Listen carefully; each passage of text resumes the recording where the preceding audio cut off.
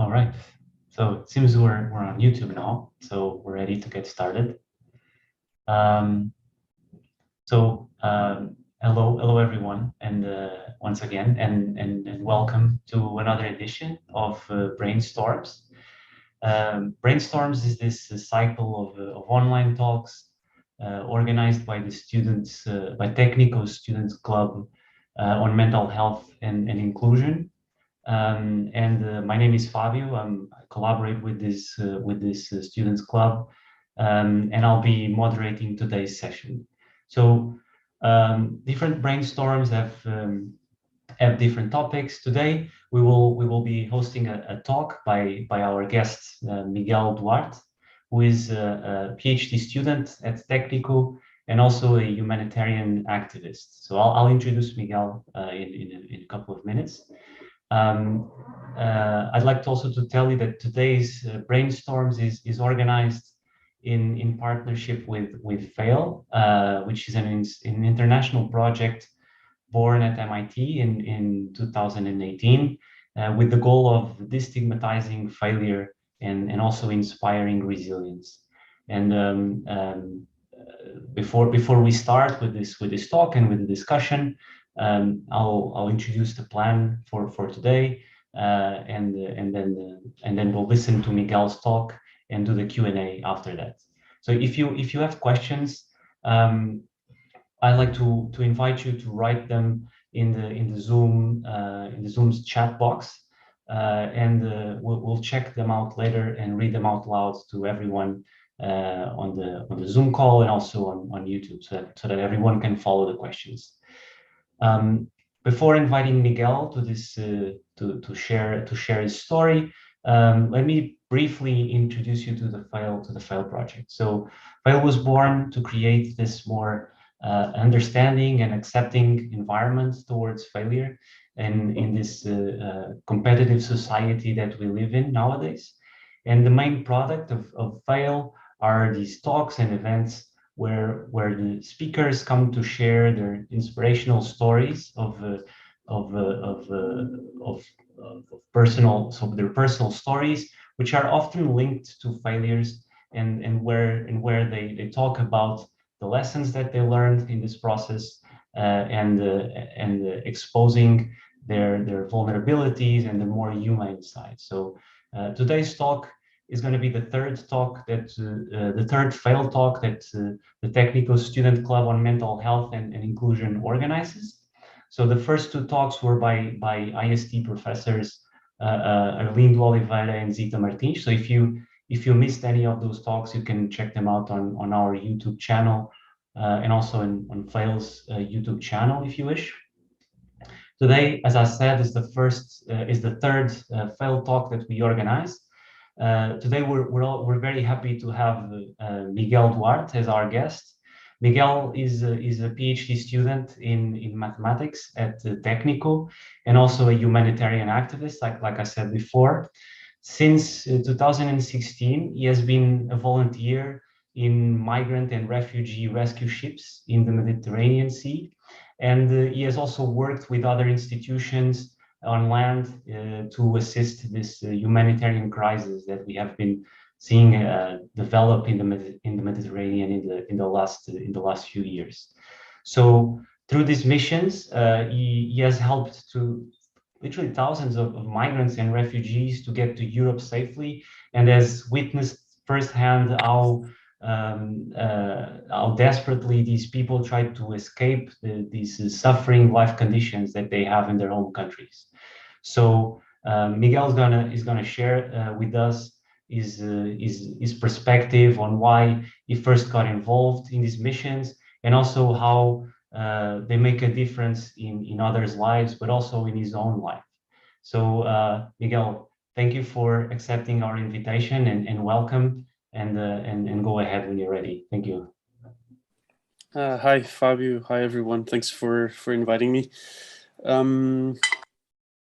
Yeah, so I have the I was thinking of how to do this, and I always get the feeling that I much prefer to answer questions than to speak myself, because I kind of have to assume who I'm talking to and what you're interested in. So I'm going to try and be as short as possible, and then so I can hear your thoughts and questions, and then answer them as best I can. Yeah. So yeah, my name is Miguel. I'm a student in Técnico, and I first got involved in the so-called refugee crisis back in 2016. Back then, you probably all remember that it was kind of the peak of the media attention over this topic. Every single day you would see in the newspapers pictures and descriptions of entire families suffering on either side of the border to the European Union, plus people dying by the hundreds or thousands in the crossing, in the very dangerous crossing of the Mediterranean, in very flimsy rubber boats. As I think most people who saw this, I was shocked. I was horrified at what was happening, and I got the feeling that I had this constant feeling of frustration that basically I thought back then that, you know, my civic duty would stop at voting and talking about things and everything. But then I thought what the most permanent feeling I had in my head was that things were not going the way that I believe that they should go, in the sense that I did not believe that our representatives, our governments, our states, or our European Union, or whatever, were doing what they should be doing, and there had been enough time to go from this crisis moment to a more long-term solution that wouldn't prevent people from leaving horrible refugee camps and all of those horrible conditions where these people are still living nowadays. So some sense of responsibility. I had some sense of responsibility to go there, but also I was quite aware that my action was, I mean, that my action was quite limited, in the sense my sphere of influence was quite limited, in the sense that I'm a physicist. I don't know anything. I'm not a nurse. I'm not a doctor, and I'm not especially not a sailor. So in principle, I don't know anything specific. I don't have any hard skills that would make me more useful than anybody else in a situation like that. So in any case, I found out about civil sea rescue back in the summer of 2016, and I got in contact with a couple of organizations to find out about what they do more specifically, and figure out where I could help. Fortunately, one of the organizations was looking for crew back then, and they invited me to join with their missions. And as I was saying, I think I went there at first with a sense of responsibility, to try and at least contribute towards something, towards going along the course that I believed is the right one, but also as a form of protest, in the sense that the fact that us amateurs were there, and most of the people who were there were complete amateurs, just as I was. The fact that we are there means specifically that, right? That the specialized people, the professionals, and the means, of the people with the money and the big ships and the big airplanes are not doing what they should be doing. And so I always saw this type of action not only as humanitarian, but actually mostly political, with a humanitarian perspective to it. So I joined these missions in the end of the summer of 2016. I joined my first mission on an old fishing ship called Juventa, that was basically remodeled by a group of volunteers in the Netherlands, and then was brought to the Central Mediterranean.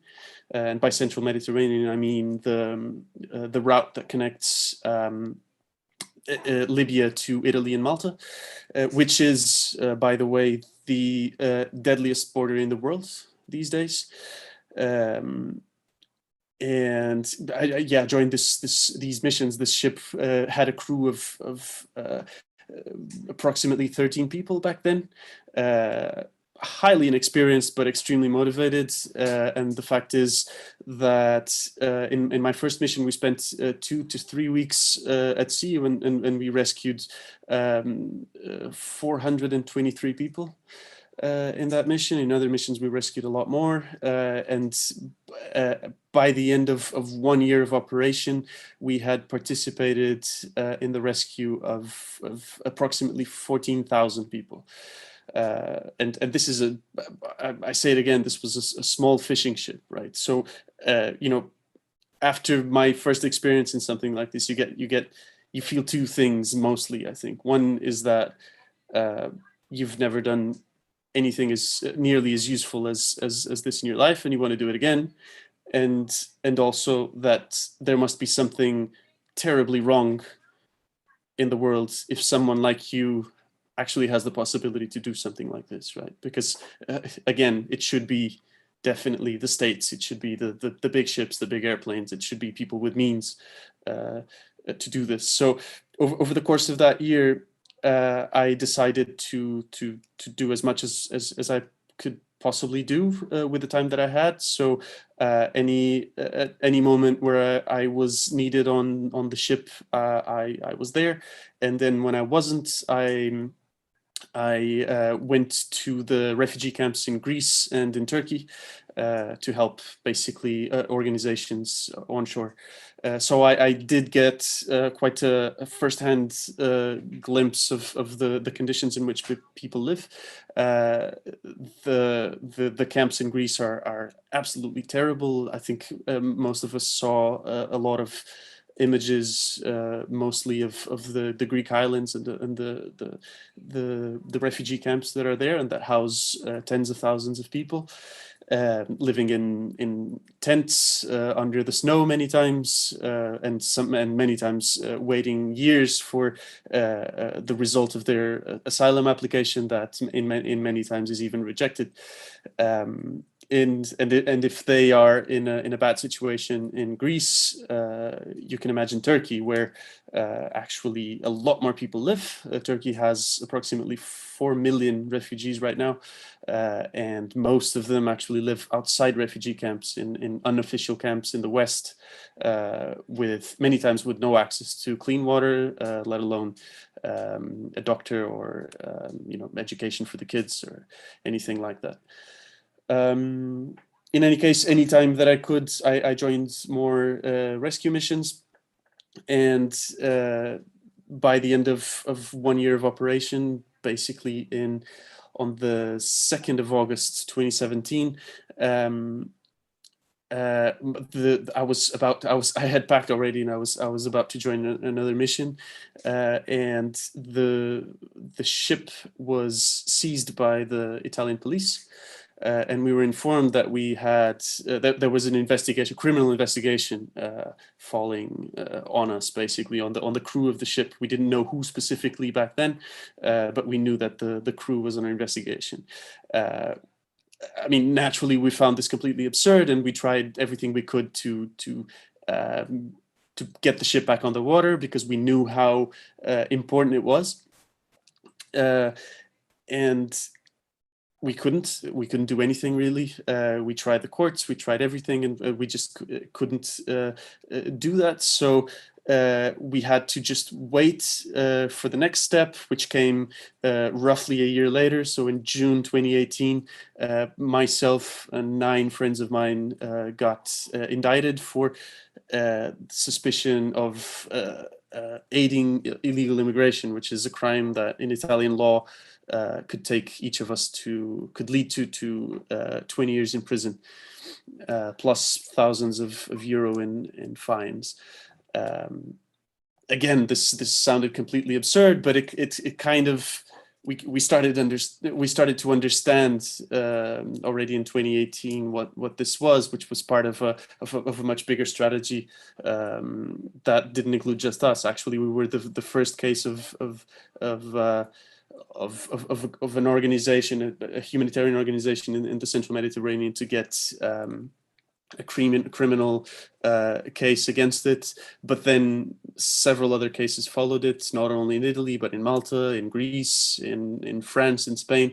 There was this trend starting back in 2017 with our case, but that in the end, basically all of the organizations that do sea rescue in the Central Mediterranean were subjected to accusations of this type.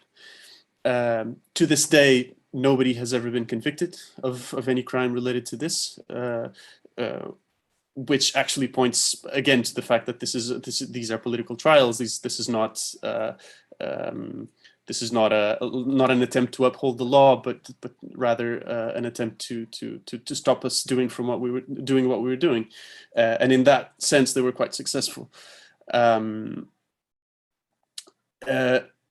So just going back to the work that we did back in 2016 and 17, we did rescue a lot of people, and that's a really good thing. 14,000 people is a really big number, but we did lose a lot of people as well. And if you ask literally anybody in the Central Mediterranean doing civil sea rescue, they will tell you that what we're doing is not a solution, not at all. It's more like we solve the problem as much as an ambulance solves the fact that people are sick. People are not going to stop being sick just because there's an ambulance, for sure. So actually the problem is way deeper, but in any case, ambulances are needed. And while we don't find a solution, or while we don't have a long-term solution to prevent the fact that these people are at risk at sea, then an emergency response is needed, right? And that actually takes a toll on you. Physically, it's a very difficult job, but mentally, it's way more difficult. That's the main challenge. Actually, most of the times, people are not even allowed to do more than one mission in a row precisely because psychologically, it's very heavy. You have to deal many times with the fact that you cannot save everyone, right? Sometimes you have hundreds of people with a very tiny ship, and sometimes the time that it takes for a person who doesn't know how to swim, from the moment they fall from a boat or the boat capsizes to the moment they drown, it's literally a few seconds. So many times you're just not fast enough. You don't have enough means. You don't have enough money. You don't have enough expertise. Even you're just not fast enough to rescue everybody, right? And you just have to deal with that. And I have to say that it did take a toll on me back in 2017. I had some issues with post-traumatic stress disorder back then. Fortunately, unfortunately, I was too immature to go and find professional help, which I probably should have done. But fortunately, I had a good enough network of friends and family that did that job for me.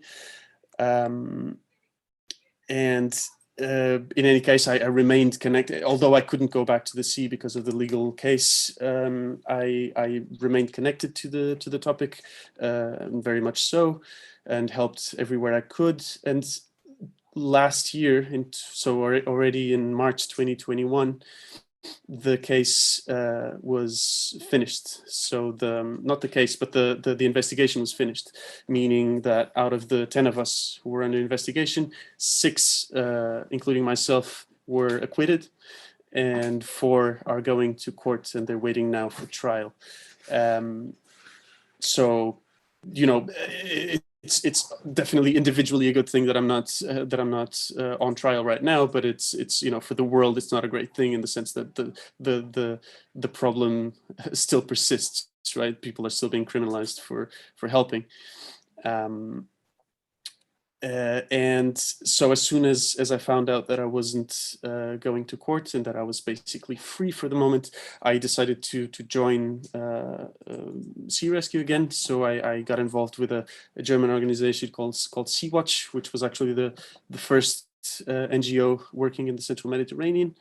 And in April last year, I was joining another mission, and then I joined another one uh, just until Christmas, so November, December. Most of it I spent at sea, and the situation is dire, really.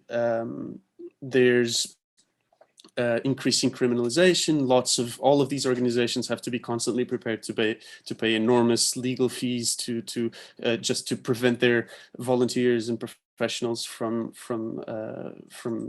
facing prison sentences, for example. And obviously it's a lot more difficult to find people willing to do these things when you have all these risks involved. And actually, most of all, the biggest what the worst consequence of all of this is obviously taken by the people on the move, which are always the most vulnerable part of this equation, right? Since I was risking 20 years in prison, and my friends were risking the same, and some of them still are. But there's thousands and thousands of people risking their lives in the very same scenario, in the very same position, physical position. I mean, doing the crossing in the Mediterranean, and those are the real victims of all of this. And the reason why we're getting criminalized in the first place is necessarily to prevent these people from coming, right? So I guess from a more personal perspective, I'm gonna keep doing this as much as I can, as long as I feel well mentally and physically. I'll still do what I'm doing. To me, this is the most important thing right now in my life. Obviously, I will stop if I have to stop to preserve myself. I'm not a martyr. But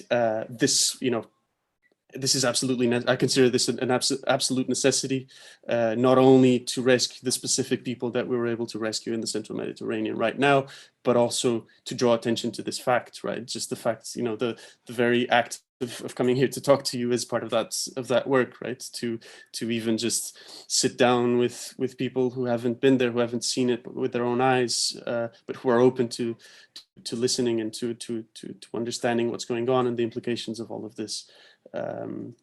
Just talking is in itself a political act.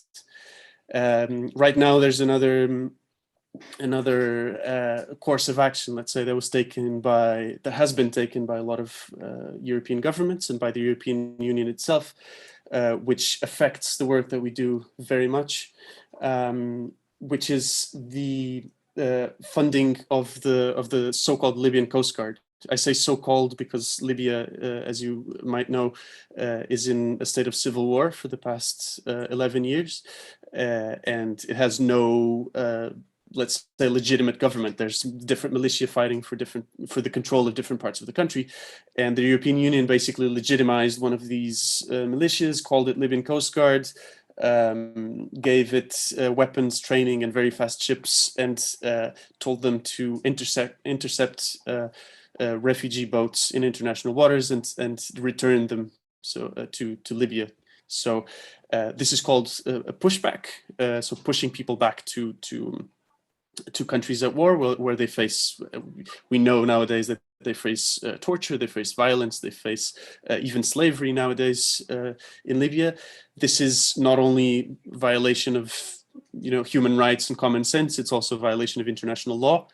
But that the European Union and the European states do daily. Obviously, this impacts our work very much because it's almost a race against time to find these boats, not only before they capsize or they sink, but also before the Libyan, or the so-called Libyan Coast Guard, finds them and brings them back to detention centers where they'll be tortured and maybe even killed, right? So it's increasingly difficult to do this, and also with especially with the fact that the media attention on this topic has been coming down over the last years. But in any case, it is a fight that we need to do, and it is a fight where we need a lot of people and a lot of outraged people with the situation, and so we need to get the message across as much as possible. And I guess the bottom line of all of the work that we've been doing politically has to do with the fact that we believe that rescuing people in distress at sea is a right and is definitely a duty and never a crime, basically. So yeah, thanks for your attention. I'd love to hear your questions. Thank you so much, Miguel. Yeah, well, this is I think a very powerful story, both from like a personal point of view, because you managed to combine like your own career, your own life with this sense of the need to help others and to fight this crisis. So this is quite I think quite a powerful story, very remarkable story. So we have here a few questions from the audience. I think two of them are along the same lines. So I'm gonna start by these questions here. So these come from Nivea and Joel. Basically, they want to understand how do you combine like your career and your personal life. So you're doing a PhD. This come this is a lot of work and definitely you made plans to do this PhD and you probably have plans to do things after your PhD. So the question is like, how do you combine these plans and these missions? So how can you handle such heavy work from physically and mentally and also making plans for your own future, basically? Well, each of us has their own list of priorities, right? And we organize our lives according to that. And I would say that it's not super easy to put all of these things together, as you might imagine. So it takes a lot of time for my PhD, for example, to do these missions. But the fact is, it's not something that keeps me it doesn't really keep me up at night to decide these things, in the sense that I have my clearest priorities is the participation in these missions and in this cause. So if my PhD or my career or whatever has to suffer for me to be able to do that, then so be it. And I find if I have to fail here and there to be able to do more in that part, which is clearly a priority to me, then so be it. Of course, that might mean that my choices are a bit restricted in the future, and so far that's been okay. Of course that means that I have a certain amount of privilege in my life, in the sense that I have not been confronted with the possibility of not having enough resources to pay the rent next month, right? So of course it completely depends on the possibility of you doing something like this. Completely depends on where you're coming from and the possibilities and the resources you have in your life, right? Right now, fortunately, I've been able to prioritize these missions and this work, and still be able to do the scientific work that I'm doing. I'm about to finish the PhD, and it's going well. So I guess I got lucky there. But yeah, in the future it might be more complicated, and then I'll just have to evaluate.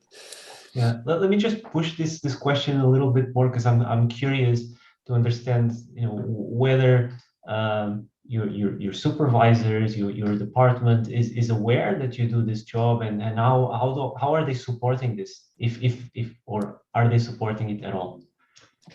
I would say, yeah, at least, yeah, definitely my supervisor has to be supporting it a lot, in the sense that, for him to be okay that I disappear for 2 months at a time to do some other work. Of course, it has to do with the nature of the work and the fact that he believes that this is important as well. It's not just me, right?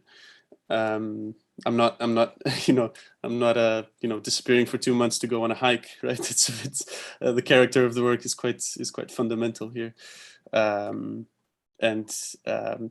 Yeah, of course, the fact that it's not that I'm still being able to deliver, you know, the stuff that I have to deliver to end with at least a decent PhD, then I think that keeps him happy as well on a professional level, and keeps me trouble free, I suppose.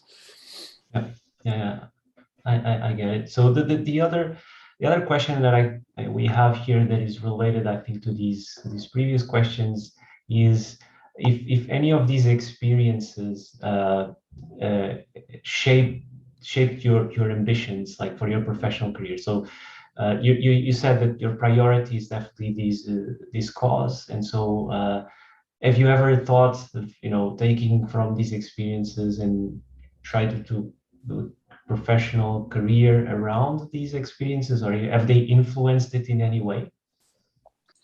I mean, they've made me think a lot about what I want to do in the future. Right now, it's quite clear, and for the past few years, it's quite clear that that's a priority to me. But also, I don't feel like I don't feel like your job or what pays your bills has to necessarily be the most important thing in your life, right? So you can do some work that you like and that pays the bills by the end of the month, and then if that gives you enough time to then work for free in something that really fills your heart, I think that's the situation where I find myself right now, and which works for me. Then also I don't think very much on my long-term future. I think that the more I grow old, the less I think the less long-term plans I have, I suppose. I don't know. I'd like to keep doing research. I like the academic life, but also if I don't get to do that, that's also fine. There's lots of different ways to go about professional life, and I don't feel attached to one or other particular idea. Also, I probably wouldn't mind doing this work or some kind of political or humanitarian work and get paid for that, but that comes with some other things that should be considered, in the sense that first of all, I like the fact that I don't get paid to do it, in the sense that it doesn't create the need for me to keep doing it. In the sense, so what I mean is, if it starts becoming a bad thing for me, then I can leave it without the fear of not having enough money to pay the rent next month. That keeps me, I guess that gives me extra freedom, and also gives me extra independence, I suppose, on what I do. But but there's no right or wrong way to go about this, right? It's just personal choices, I suppose. Wonderful. So I'd like to now to invite Mariana. Mariana, you have your hand raised. If you want to unmute and ask your question, go ahead. Yes, thank you. So what I was wondering is, so you have this cause and this problem and you want to fight it, and you chose to go down this emergency route. But did you ever make a conscious decision, or did you ever even consider going down maybe the other routes of more political action, where you try to influence decision makers and politicians and so on to solve the problem? Or this never came up because you immediately went for the emergency thing? Well, yeah, I guess I started in the emergency part, as you said, but the fact is I do both these days, and I do think it's quite important for me to do both. Right, so I work with a collective that I helped create, that's based in Portugal. It's called Hub Humans Before Borders, and what we do is basically, so we have two kinds of work. We do awareness raising, so basically bringing topics related to human rights, migration, borders, to the general audience, to the general public. And on the other hand, we do advocacy work. So we go to or get called by decision makers, may it be members of the parliament, or the national parliament, or members of the European Parliament, or members of the government, or political parties themselves. And basically where we basically give our contribution on what we think should be done and what the situation is at the moment in the front line. So at the moment, very specifically, I'm working with some other organizations on a proposal to change the law in Portugal to effectively end the detention of migrants, just for the sake of them being undocumented migrants in Portugal. So, you know, I think I do think that the humanitarian perspective is really insufficient in all of this, in the sense that I do think that it's very easy to talk about the so-called refugee crisis as some sort of natural disaster, right? You know, there's a hurricane in Mozambique, as there was a few years ago, and certainly there's a lot of organizations that go there and rescue the people and rebuild their houses and all of that. But you know, that's great, and that's purely or almost purely humanitarian. But it's not the same character as what's going on in the Mediterranean. What's going on in the Mediterranean is the direct and intentional consequence of policy, right? So it's decisions, it's political decisions that put people in refugee camps. So the thousands of people, or the tens of thousands of people who are now enduring the most horrible conditions in refugee camps in Turkey or in Greece, or the detention centers in Libya, they would be out if they had the choice, right? The fact is they don't, and the fact that they don't have the choice, the fact that they're kept there, is necessarily a political decision, and so it can be overturned politically, right? So I do think that going there and doing a humanitarian work without then coming back and criticizing what's being done or what's not being done is really insufficient. So that's why I guess I feel the calling as well to do the political part. Thank you. Thanks a lot, Miguel. I want to turn now to maybe I guess your experience during these missions. So you talked a bit about some of the mental health issues that you faced in these missions, also some of the physical challenges. But can you tell us a little bit more about that? So about if you get training at all before going into these missions, and what are some of the challenges that you face during the mission, but also after the missions? Yeah, so I mean, we do get quite some training on a technical level, but then very little preparation on a psychological level, right? And to be honest, I don't even know what could be done to improve the experience. Back in 2016-17, when I first got there, things were very unorganized, in the sense that the organizations were super small, not a lot of people, not a lot of money, not a lot of means, and that meant also not a lot of support for the volunteers, right? So we had almost no psychological preparation or help after the missions. Right now, things are a little different. These organizations have more visibility, meaning they have more donations, meaning they can have more complex systems of support. And right now we have groups of psychologists that give us free support if we need, after the missions, before and after the missions, to support us in that sense. I guess, I mean, still the problem is there, and you know, you can't. I don't think there's a way to make this to make this harmless for you, because I mean, we're not supposed to see those things. We're not supposed to do those things. You have to deal a lot with people who died, right? And you have to deal with the dead bodies and sometimes their children, and those things get to you in a way that you don't even understand in that moment, and actually, you know, adrenaline takes care of you in that particular moment, and keeps you functional and keeps you thinking straight and making the right decisions.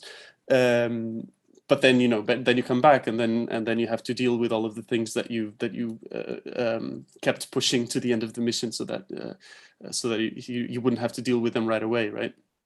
And I guess to me, that's by far the biggest challenge. Way more, I guess, way scarier than the legal prosecution that you might suffer in these missions is really having to deal with seeing and doing these things. Like,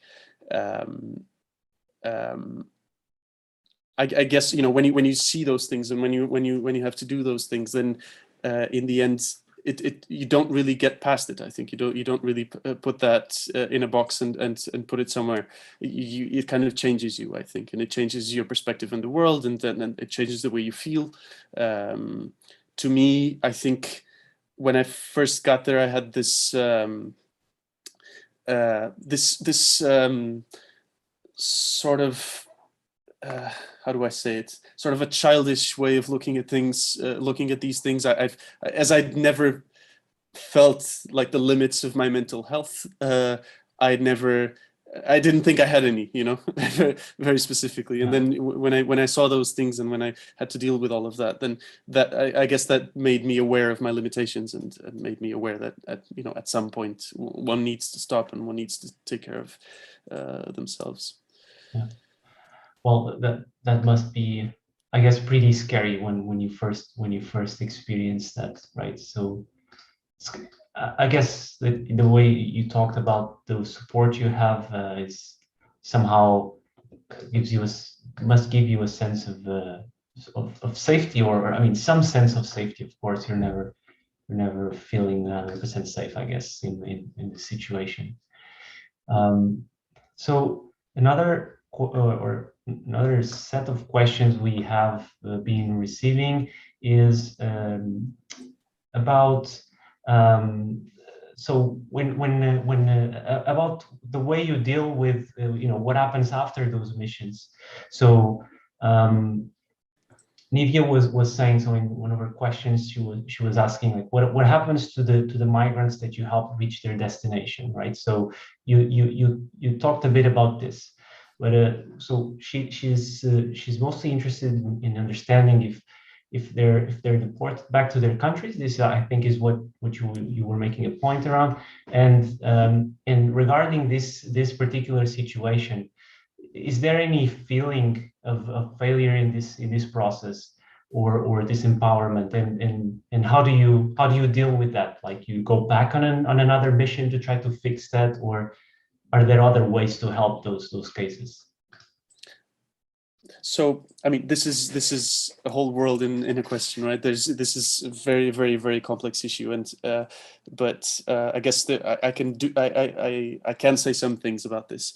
First of all, I think when you start doing any sort of activism, you're very quickly confronted with your own impotence, in the sense that I think a lot of people, probably kind of standing on their passion to do better, to improve things. Many times they tend to get a little bit arrogant, in the sense, and I think this happens to almost everyone, in the sense that you get the feeling that you can change things almost single-handedly, that your work is super necessary and fundamental and all of that.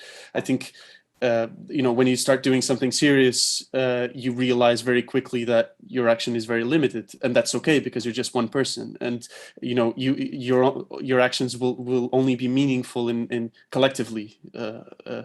So that's to begin with, basically. So that there is that sense of frustration. There's a lot of it, for sure, and I guess the way to fight it, I mean, different people deal with it differently, but the way to fight it is to grant for myself the feeling that I am doing something, that works in the right direction. And then, of course, if the whole world is against a few people, then obviously we won't be able to pull through. But if there's enough people, there's enough force for change, and that you've seen that in history many times over. So there is a case for hope. That's what I mean. And specifically about the other part of the question about what happens to these people after they're rescued, the scenario is quite bleak. basically these people are rescued and they go to Italy in general. The reason why they go to Italy is because in international law it says that when you see a vessel in distress, you're obliged by law to rescue the people and bring them to a port of safety. Obviously, Libya is not a port of safety, and for historical reasons, Malta is not taking people. So Italy is the choice usually to bring the people to. Of course, Italy has a lot of help. I mean, the funds that go into hosting these people come from the European Union and everything. But what happens to these people in general is that they're facing a life in general. Most likely, they face a life of marginalization, let's say. So most of these people, as they reach the Italian shore, they ask for asylum. They get brought to these centers where they wait for the request to be processed, and most of these people don't get it. So the people that do get it, they carry on with their lives. They're they have the rights of any European citizen because they have a refugee status. All of the others, which are the majority, don't get this protection. But on the other hand, most of the European Union countries are actually not deporting almost anybody. Meaning that in countries like Italy and Portugal, most of the times what happens is that the asylum request gets rejected and the person gets this voluntary leave notice. That's not the technical name, but something like that. They get this piece of paper saying you have to leave the country by your own means in 2 weeks. And human trafficking or smuggling goes only one way, right? So it's not like these people can or want to leave in most of the cases, right? So in the end, what happens is that these people end up staying in European countries. Many times they cross borders and go to meet their families somewhere, or go to a country where they understand the language, or something like that. And what you do over time is that you kind of accumulate an enormous group of people in European soil that are second-class citizens, in the sense that they live here, they work here, and you see that in Portugal all the time. You have thousands and thousands of workers in Alentejo and Algarve working without a contract, working illegally here.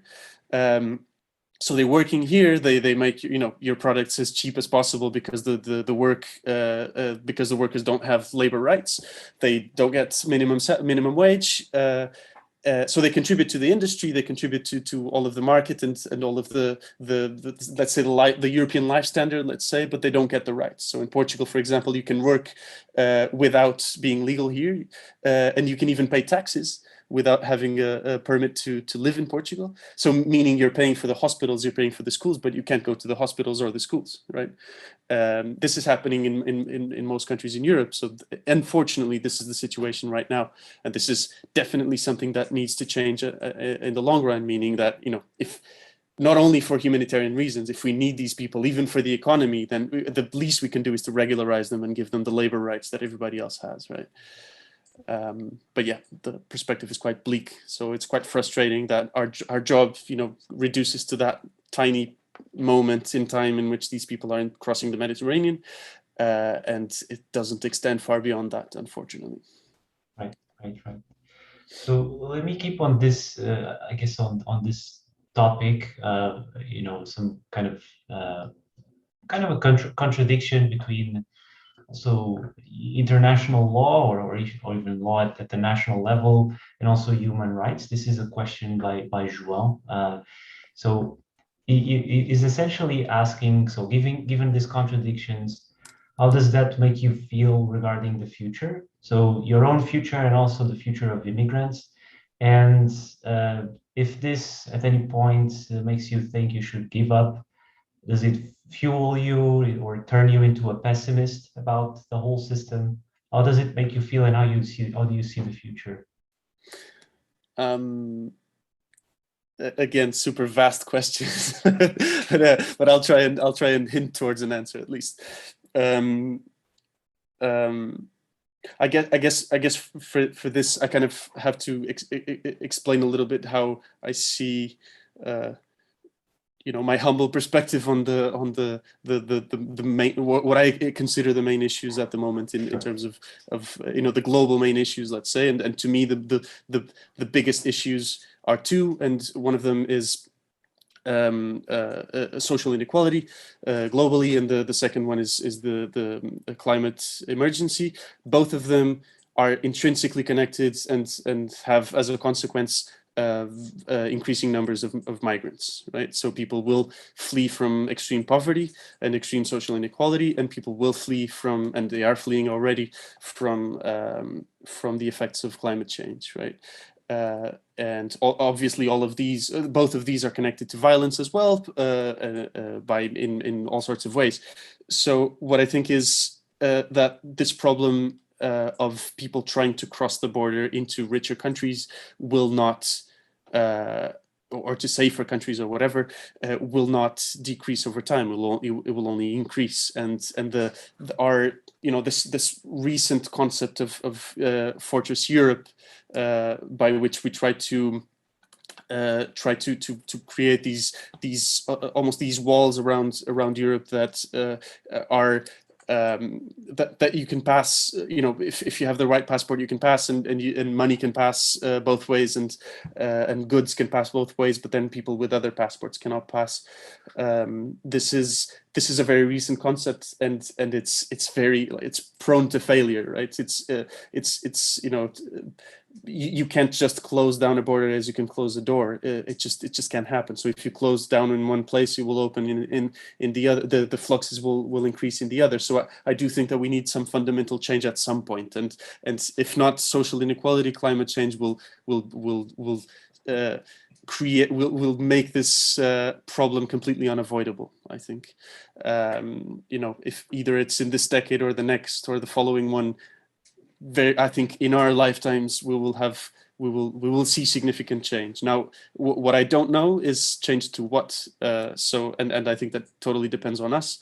It completely depends on our generation right now, and on what the majority of the people believe and what the majority of the people think. The kind of Europe or the kind of world that we want to live in, right? So I guess up to a lot of freedom and lack of detail, I think I've kind of made my choice there, and at least in what regards migration, and that's definitely, and what I want to work towards is definitely a more open, solidary and humane Europe for us and for everybody else. Yeah. And I guess you made it pretty clear that even though the perspectives aren't great, I guess, from the political point of view, your goal is still to keep pushing. So this this idea of this lack of perspective giving you the feeling of giving up, I don't think is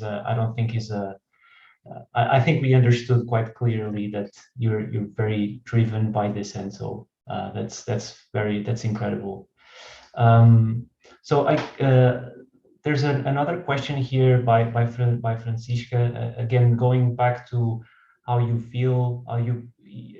personally feel about these missions. So specifically, she asks, when you get back from one of these missions. So how do you go back to your normal life, and if you're able to relax? Yeah, I mean, as I said, I mean, it depends on the mission, really, right? It depends on what happens. It completely depends on what happened, right? So, in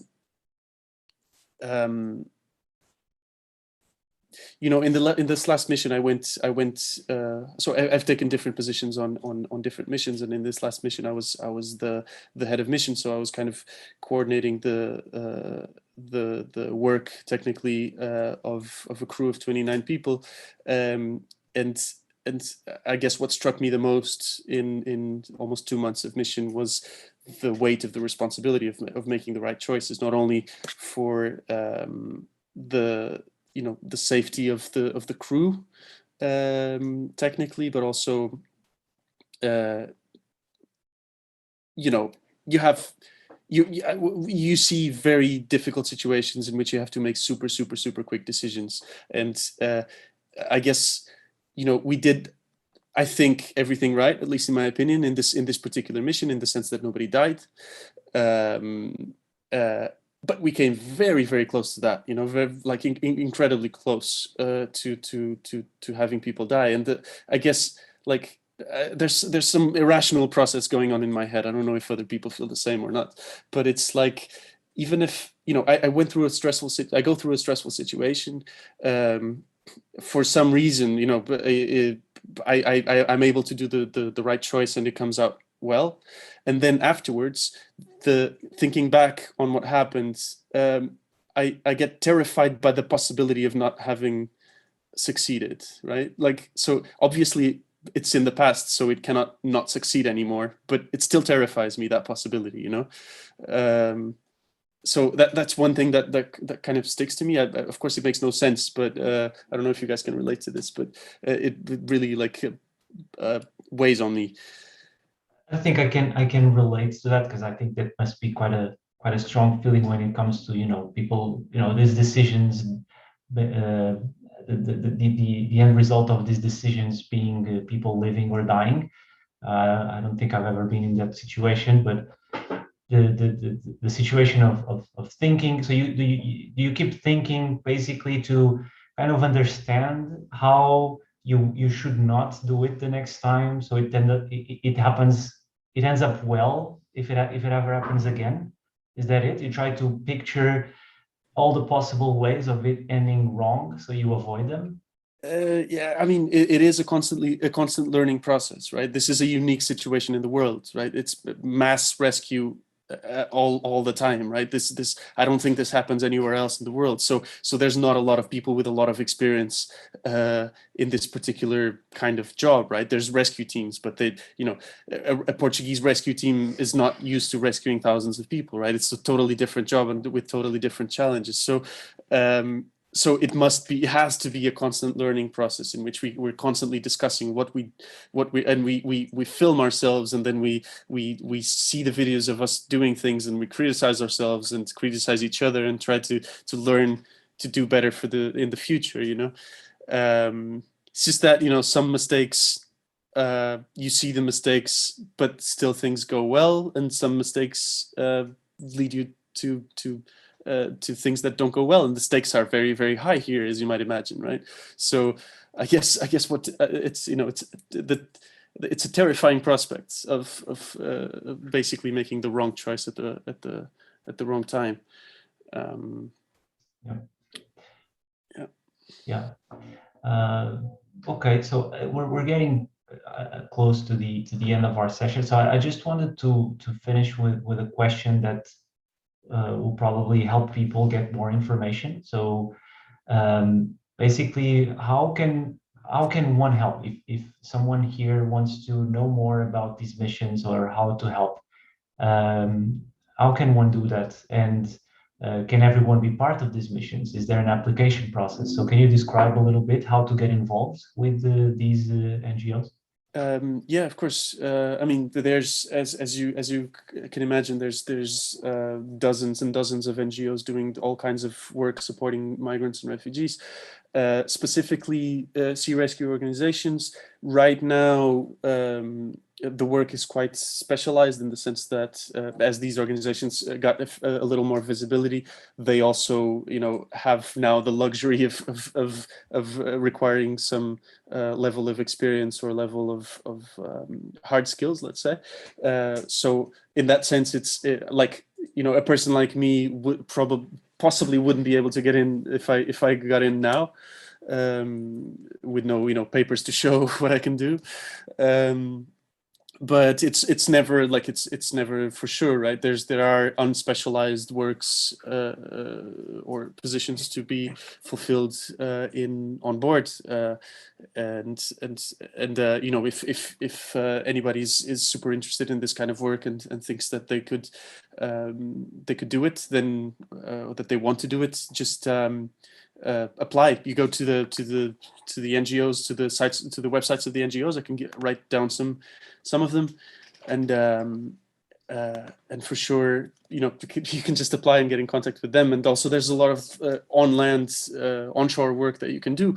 You know, our collective, the name that I said before, Hub Humans Before Borders, we're a Portugal-based collective doing political work around the rights of migrants and refugees. So that's something that obviously everybody can do.